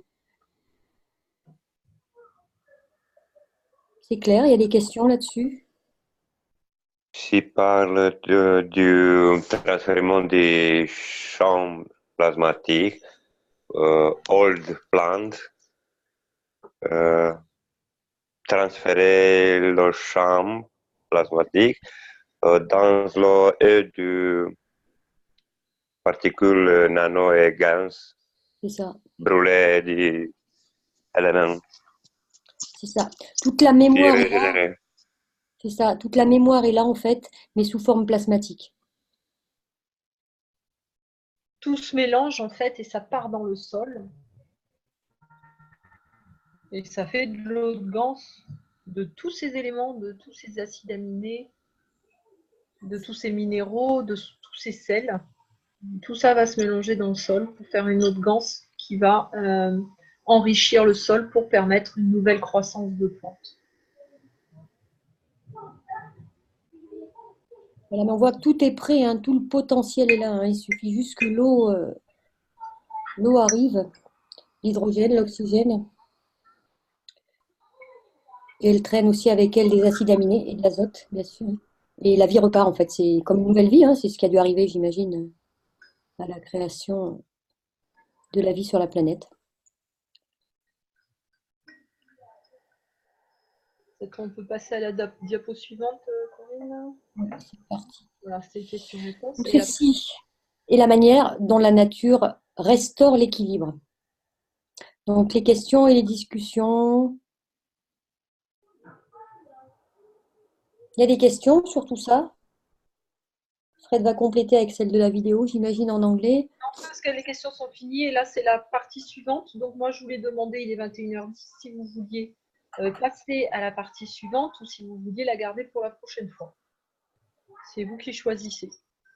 Sachant que je n'ai pas écouté la partie suivante, donc la traduction sera peut-être moins rapide que là parce que j'avais déjà écouté 2 fois, donc je savais, voilà. Eh bien, ça serait bien pour la prochaine fois alors. Même pour la prochaine fois. Ouais. Elle n'a pas envie d'écouter les hésitations. Non.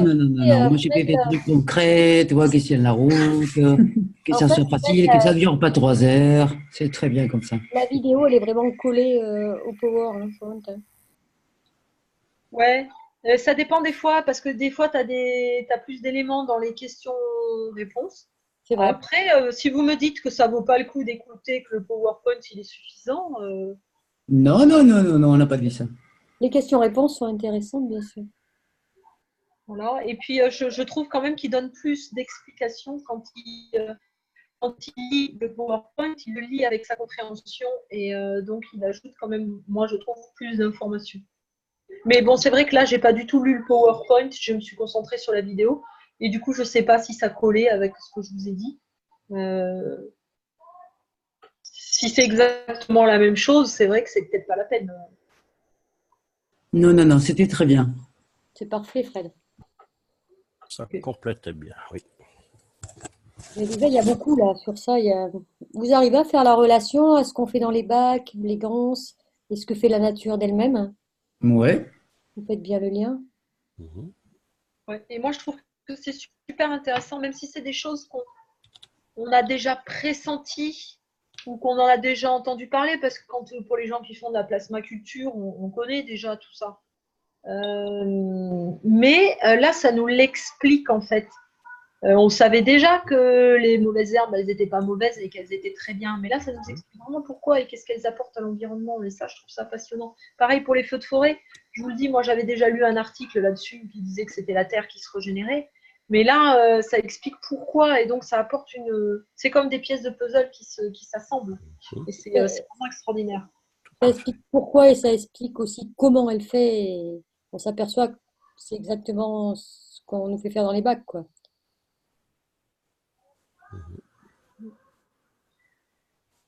Et pour ceux qui n'étaient pas là sur les premiers enseignements, on nous a bien dit que si on comprenait le plasma dans l'agriculture, en fait, on comprenait le fonctionnement de la vie et du plasma, que ce soit pour les humains, l'énergie, tout ça. Donc, ça allait nous apprendre à comprendre complètement la technologie. Ouais, parce qu'elle est là d'elle-même, en fait, dans l'univers, sur la Terre, bien sûr.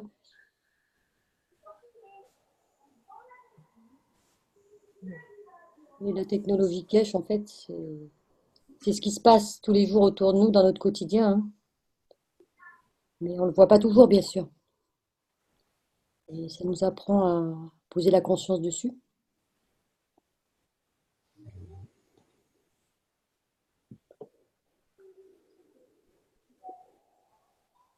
Voilà, donc si vous avez des questions, bah, c'est le moment, hein, profitez-en, parce que là, donc disons, si on s'arrête là, donc c'est fini pour ce soir, à moins qu'il y ait des questions, que vous vouliez intervenir ou partager quelque chose. Bon, ouais. Juste une petite question au sujet de... On s'arrête un petit peu sur Setup ZNO. Est-ce qu'on peut avoir une précision? Oui, tu veux qu'on redessine un bac, par exemple, pour expliquer. C'est juste pour savoir, le Setup ZNO, c'est la mise en œuvre du GANS. Oui, c'est un bac. En fait, toi, tu as dit que tu n'avais jamais fabriqué Non, c'est le mot Setup. Je ne sais pas quoi un setup, c'est une configuration, en fait. Oui. Donc, voilà, ce qu'on appelle le setup, c'est le bac avec ses deux plaques, son fil, sa LED, son sel, voilà. Le setup, c'est l'ensemble, en fait. D'accord. Donc là, on est en train de vous dessiner un bac. Donc là, il va être salé, le GANS, là.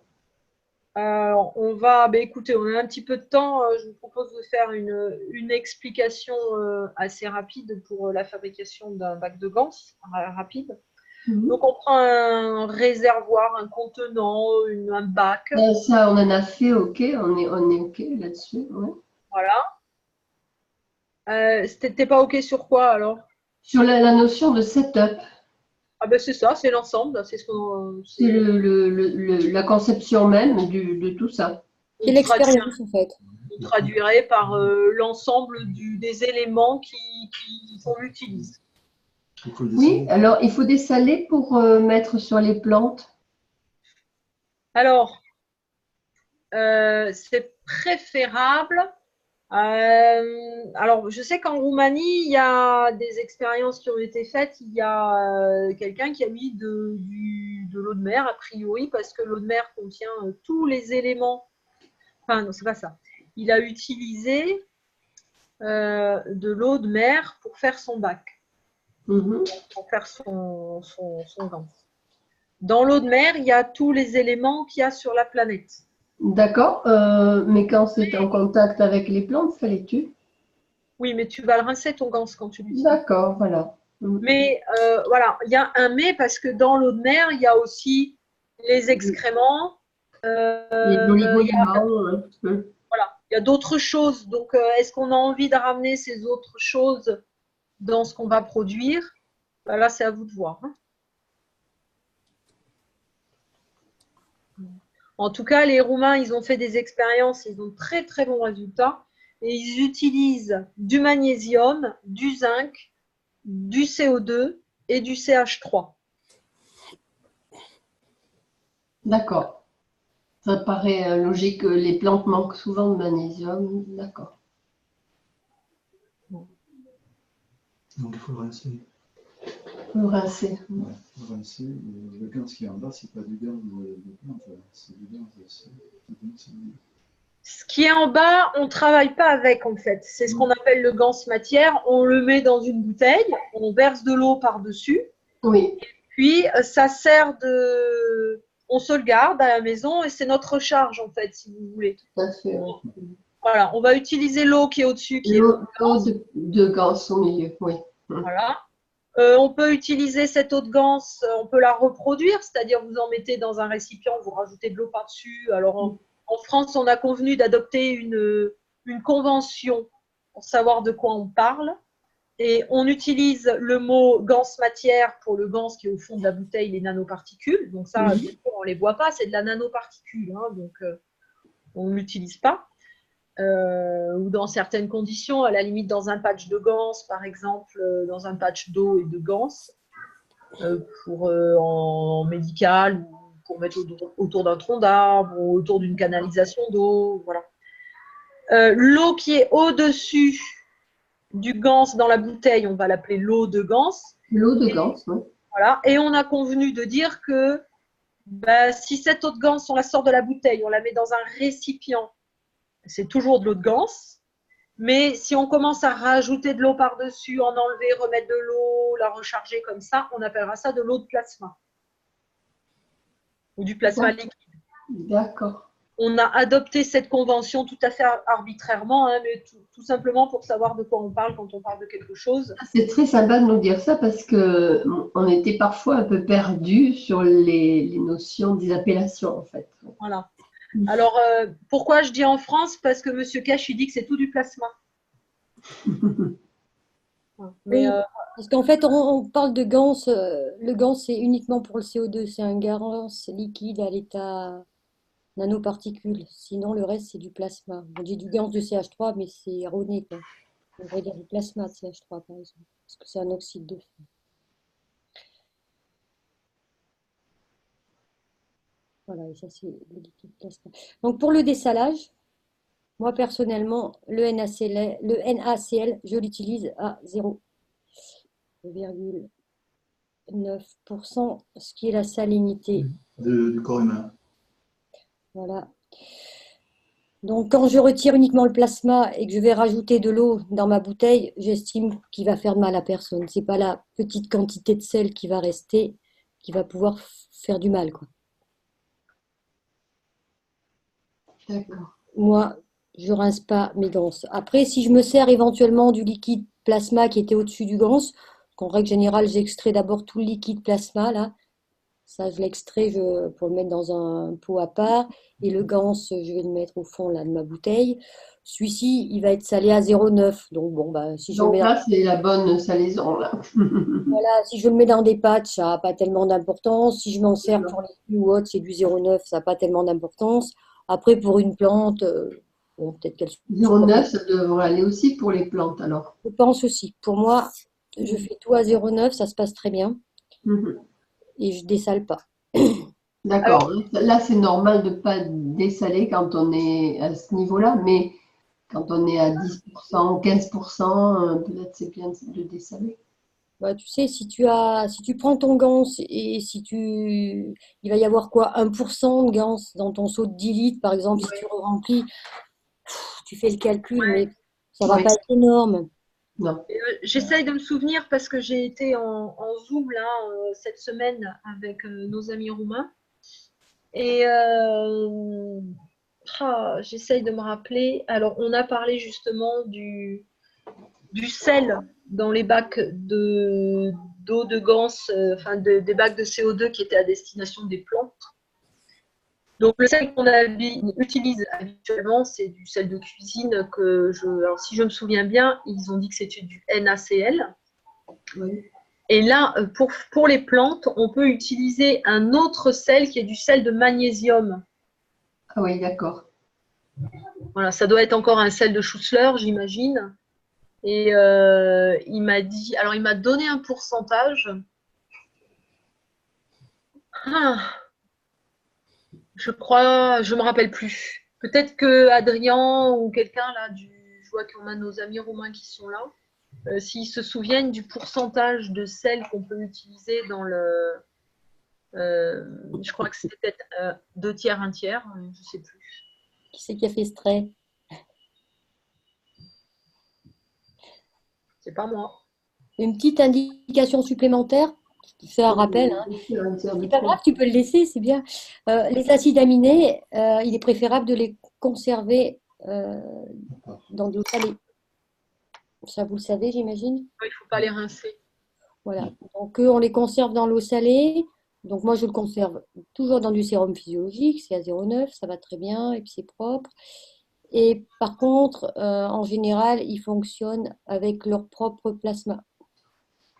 C'est-à-dire, faut pas. C'est ce qui a été dit. Après, vous pouvez le faire pour voir ce que ça donne, hein, j'en sais rien. Faut pas les mélanger avec un autre plasma, un autre setup qui a été créé.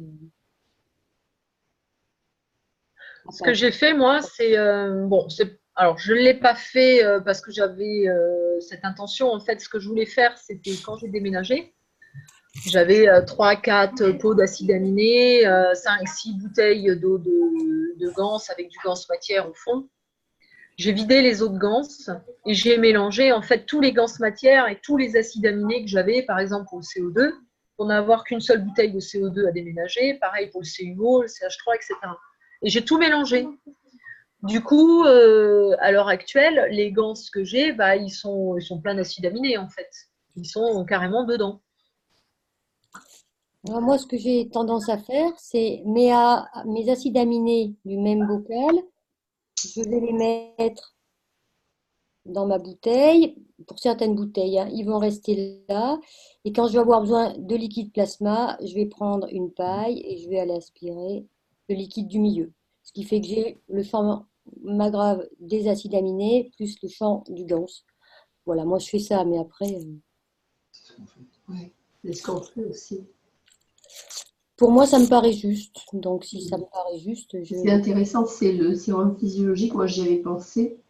Et puis, bon, on n'a pas forcément développé ça, mais c'est vrai que c'est intéressant de prendre, ça se vend en litres ou comme ça, on peut en avoir facilement à la pharmacie. Hein. Ouais, puis c'est de l'eau qui est déminéralisée, Oui, surtout oui. en injectable, hein, c'est de l'eau. Elle est salée parfaitement, oui. Voilà, c'est juste. Pour C'est faire le propre. médical, c'est intéressant. C'est intéressant, et puis en plus, tu sais ce que tu mets. Oui. Parce que quand on prend de l'eau de mer, alors c'est bien aussi, j'ai fait des ganses à l'eau de mer, il n'y a pas de Mais problème. après, pour le doser, c'est moins facile quand même. Ouais, je laisse le dosage de l'eau de mer quand je fais des ganses à l'eau de mer en règle générale.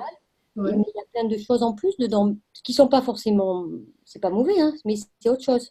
Oui, il y a beaucoup d'oligo-éléments dans l'eau de mer, beaucoup, oui. Alors, moi, comme j'ai cette façon de penser, ça fait partie de moi. euh, Même si je fais un ganse avec d'autres principes actifs à l'intérieur, et quand j'en ai besoin pour une cause X ou Y, dans mon intention, je demande que soit utilisé que la chose dont j'ai besoin. Donc, pour moi, tout ce qui est en plus, ça ne va pas rentrer en jeu. Parce que c'est ma façon de fonctionner, parce que ça me va bien et parce que j'ai la foi en ça, quoi, si tu veux. D'accord. Et je pense, quand on sait ce qu'on fait, enfin, quand on a l'intention de faire quelque chose auquel on croit, c'est juste. Parce qu'on est vraiment dans sa dynamique. Merci beaucoup. Avec plaisir, bien sûr. L'acide aminé le récolter in autre bouteille, non con gans. Ou du plasma, liquide plasmatique.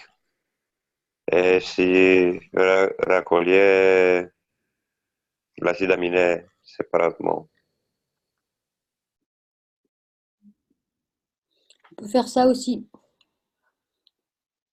Mais moi, j'ai certaines bouteilles où bon, bah, je fais comme ça. Comme ça, j'ai les informations des deux et je prends mon liquide ici. Après, alors le protocole qui est enseigné, effectivement, on sépare les acides aminés, on les met dans un liquide salé. On fait une autre bouteille avec simplement, ça c'est le protocole. Hein. Après, on fait le protocole. Donc, hop, le ganse va être dans la bouteille de ganse. On va se servir du liquide plasma et du liquide d'acide aminé du même ganse. C'est ça que tu veux dire? Oui. Ok. Merci beaucoup. Ça, c'est le protocole. Mais moi, pour certaines bouteilles, je fais comme ça. Et ça, c'est mon protocole. Mais comme il me paraît juste. Tu fais la gradiente, l'acide aminé et le gans.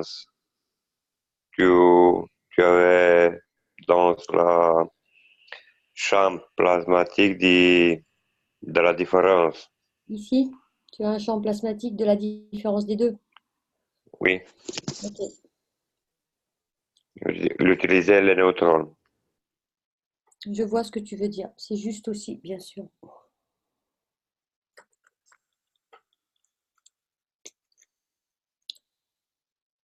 Mais après, quand on stocke des bouteilles de Gans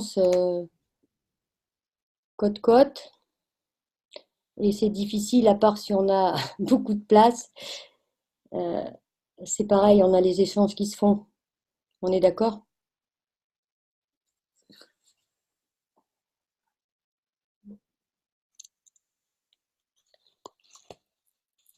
Oui, Ouais. Moi, je vous dirais, faites au mieux, quoi.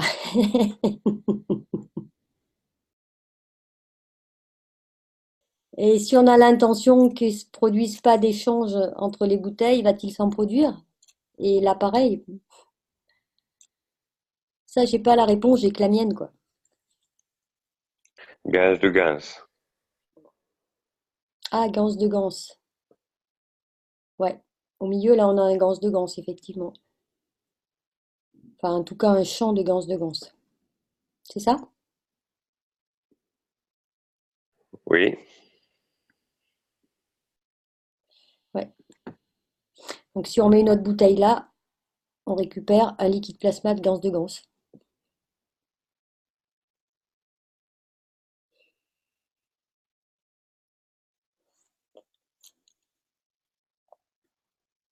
Après, tout est possible, bien.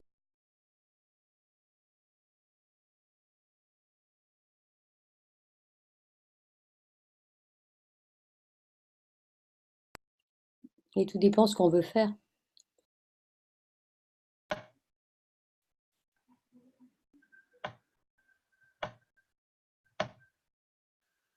Il y a d'autres questions, d'autres personnes qui ont envie d'intervenir ou de parler d'un autre sujet ou de rajouter des choses, hein, parce qu'on est là pour grandir ensemble, bien sûr.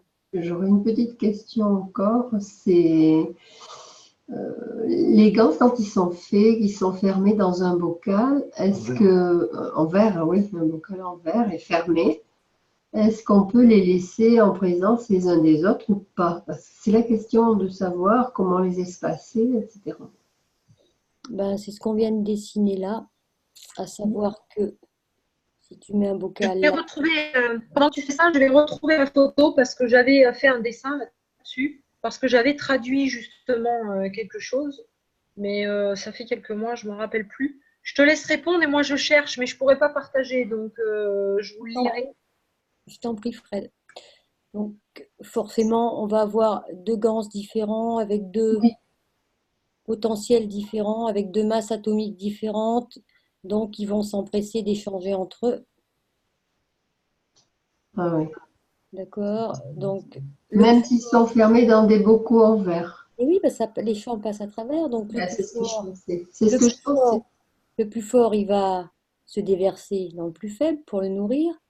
Lui, il va devenir un petit peu plus fort, et qu'est-ce qu'il va faire? Il va aller se déverser. C'est l'infinity loop, hein, toujours, on en est toujours au 8 de l'infini, hein.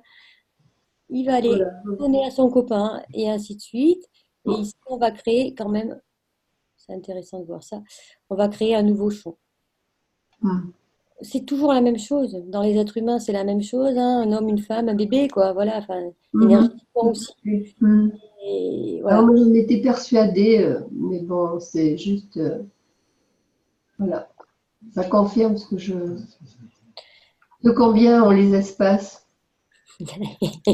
Et la question. Non, mais il n'y a pas d'espace, il n'y a pas de notion d'espace-temps. Je te dirais, même s'ils étaient à des milliers de kilomètres, ils seraient capables d'échanger quand même. Bon, alors, donc, notablement, on fait quoi? Bonsoir, c'est Monsieur Cash, une fois dans un truc, il avait dit qu'il fallait se passer au moins de 5 mètres. Eh ben, on observe ce qui se passe, quoi, si ça change dans les bocaux. Après, peut-être, merci Catherine pour ta réponse. Donc, on va dire 5 mètres pour que ce soit déjà moins fort, sûrement. Après, on peut placer une intention pour pas qu'ils échangent. Moi, je marche bien à l'intention, hein. Il faut leur demander de pas communiquer. Toi, tu restes, voilà, si l'intention est là, ou ou s'ils veulent échanger, mais le but du jeu, c'est qu'ils gardent quand même leur propriété qu'on souhaite. Ça ne dégrade pas les propriétés. Ça dégrade les propriétés quand quand les champs s'entrecroisent. Ça peut? Pardon, j'ai pas compris le début. Ça peut dégrader les propriétés quand les champs se croisent. Mais il n'y a pas de dégradation ni de bonification, en fait. C'est plus du CO2 pur, quoi. C'est un CO2 informé par un champ de CH3 ou comme ça. Ouais, mais déjà, l'éthyle, là, l'éthyle CO2 pur, tu sais pas ce qui va Oui, être. tout à fait d'accord, tout à fait d'accord. Je crois que, alors c'est bien les ganses, on s'en sert parce que c'est vrai que ça va se rapprocher du CO2, ça va avoir des vertus, mais le plus important c'est de comprendre ce qui se passe, pourquoi ça se passe, comment ça marche. Tu vois. Oui, je comprends. Enfin, pour moi c'est l'essentiel. Rien n'est isolé de toute façon sur la planète, hein. Tout est. Voilà, si ça nous amène à ça, c'est bien, à avoir ce raisonnement-là, tu vois. J'oserais dire que ta question est plus importante à la limite que ce qui se passe là, parce que ça va donner une autre compréhension. Donc, merci pour ta question. Et j'ai retrouvé mon Merci document. à toi. Avec plaisir. Vous m'entendez ou pas? Bien sûr qu'on t'entend, Fred. Ouais. Ah non, mais avec ma connexion, j'ai été déconnectée là. Alors, j'ai retrouvé mon document pour le stockage des ganses. Donc, quand les produits contiennent du ganse matière, ils peuvent être stockés ensemble. Maintenant, si vous avez des produits sans ganse matière, donc du plasma liquide, il faut les stocker séparément par famille pour éviter l'interaction et le mélange. Et une astuce, c'était de nanocoter les boîtes de rangement pour pas que ça interagisse. Si vous voulez pas que votre ganse il interagisse avec l'environnement, il faut nanocoter la boîte dans laquelle vous allez le mettre. Voilà. Je repartagerai le document sur Facebook, comme ça tout le monde l'aura. Je pourrais même le mettre dans le drive d'ailleurs. Et pour nanocoter la boîte, si c'est en bois, on peut le faire au chalumeau, et si c'est en plastique, on le fait avec la soude caustique. CO2, Voilà. CO2 aussi. Avec du ganse de CO2. Pour nanocoter la boîte? Ouais. Moi, je le pense carrément. Je peins au ganse matière parce qu'il n'y a qu'un ganse qui peut stopper un autre ganse en fait. Je sais que les Américains, ils font à la soude. Moi, systématiquement, dès que je vais me servir d'un récipient, je le rince avec du CO2.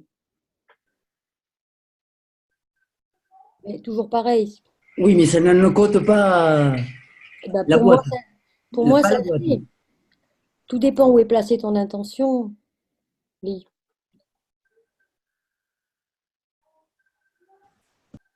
Tu peux nanocoter con feu, con caustique, con la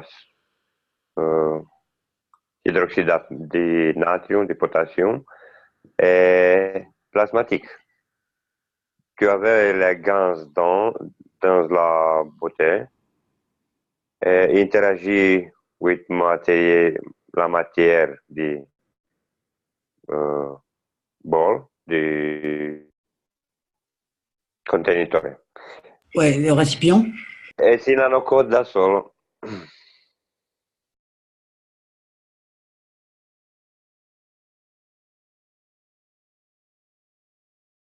Je vais essayer de me connecter avec mon téléphone pour vous partager le document.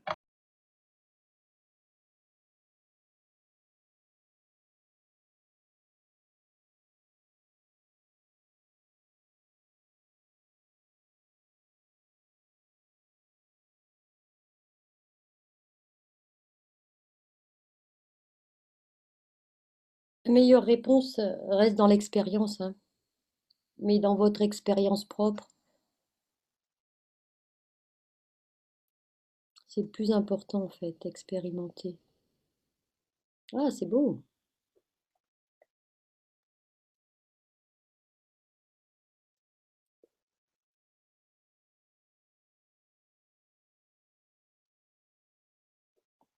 Tu peux grandir un peu?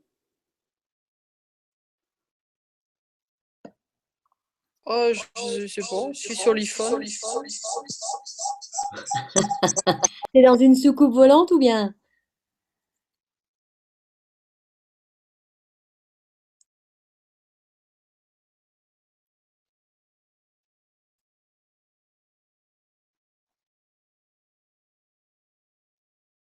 C'est mieux? Ah, cool. Il va falloir que tu montes tranquillement, mais c'est bien. Stockage de ganse. Produits contenant du ganse, matière, peuvent être stockés ensemble. Donc là, on ne parle pas de liquide, hein, on a juste le ganse matière sans liquide plasma. Produits sans ganse matière, c'est-à-dire juste du liquide plasma ou de l'information du liquide plasma, il faut qu'ils soient stockés séparément ou bien par famille. En fait, s'ils sont par famille, les gradients vont s'équilibrer, mais ce sera toujours la même famille. Il va y avoir un échange entre les bocaux, c'est sûr, mais les gradients vont s'équilibrer un petit peu comme l'osmose quoi, dans les vases communicants. Hein. Stocker séparément par famille pour éviter l'interaction et le mélange. Les astuces, nanocoter vos boîtes de rangement. Il y aura toujours un échange. Hein. Si vous en mettez un au premier, un au deuxième, un au troisième, ils vont interagir entre eux. Et là, il peut...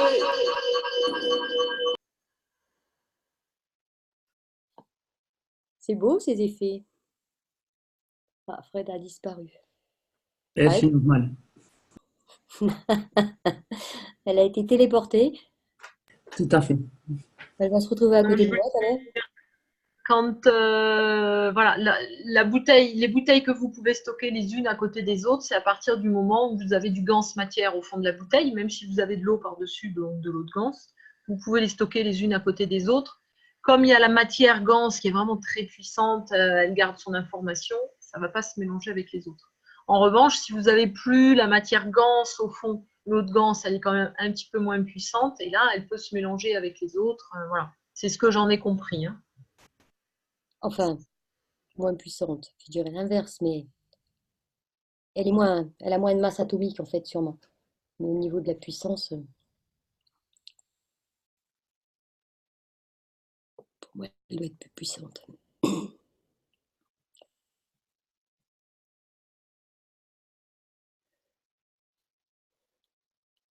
Sur le ganse en poudre, Fred, tu as des choses?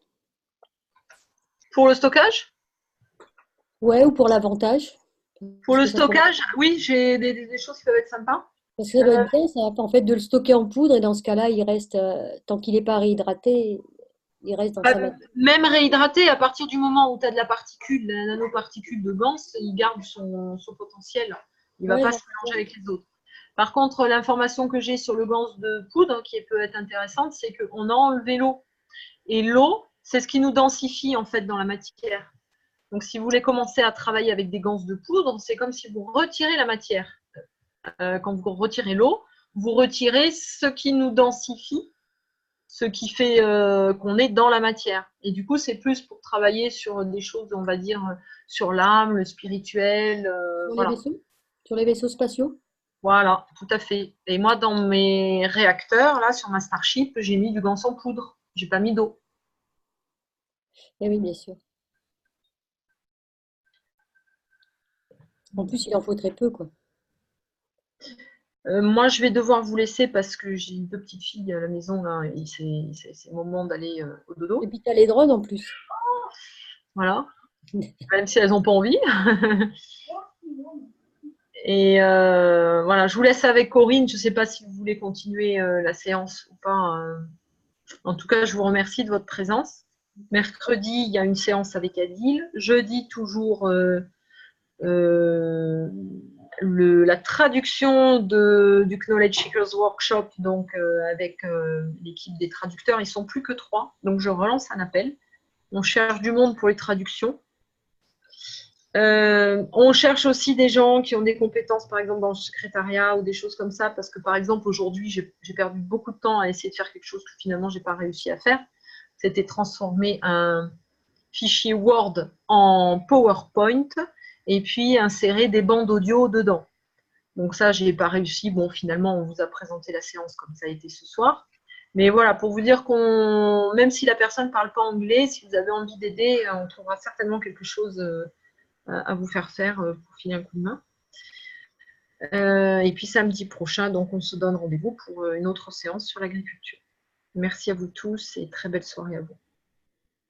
Merci à toi, Fred. Bonne soirée à toi. Moi, je voulais juste rectifier un truc. J'étais en train de lire le chat. Je vois pas de questions, mais par contre, je vois que j'ai fait une erreur.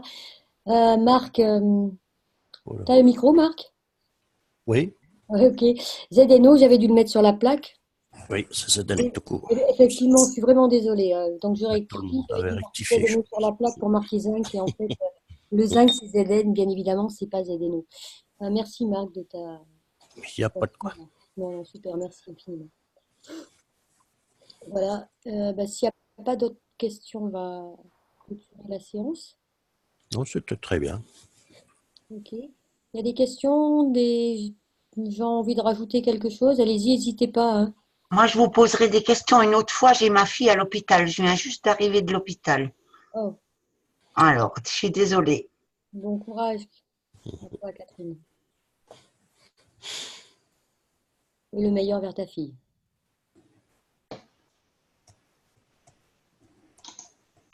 Mais merci beaucoup pour cette invitation. C'était très, très, très intéressant. Ouais, merci. Merci. Merci à toi aussi. Merci et bonsoir à tous. Merci pour les bonnes réponses qu'on a reçues. Bonne soirée. Bonne soirée à vous tous. Bonne soirée. Merci. Bonne soirée. Voilà, donc ainsi s'achève le 4e atelier des jardiniers. Donc nous sommes le samedi 29 septembre.